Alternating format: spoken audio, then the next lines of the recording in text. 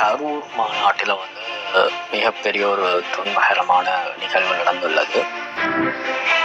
இதற்கு வந்து தலைமையே அதிகளவான குற்றச்சாட்டுகள் சுமத்தப்படுகின்றது. உண்மையில் ஒரு தலைவன் தான் எந்த ஒரு சம்பவம் நடந்தாலும் அதுக்கு பொறுப்பேற்க வேண்டிய ஒரு சூழல் இருக்கும். உண்மையில் அந்த வகையில் தான் விஜய் அவர்கள் இப்பொழுது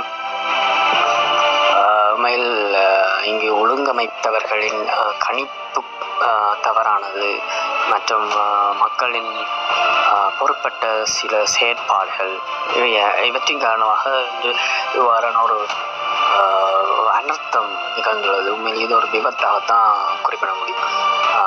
எதிர்பாராத ஒரு நிகழ்வு.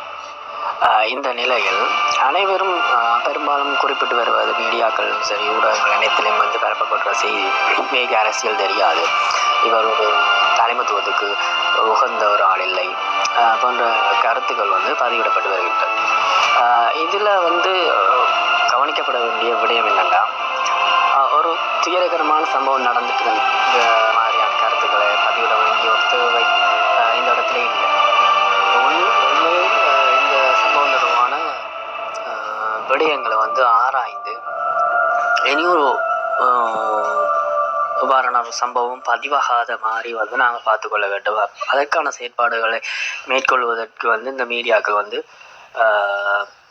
துணை நிற்க வேண்டும்.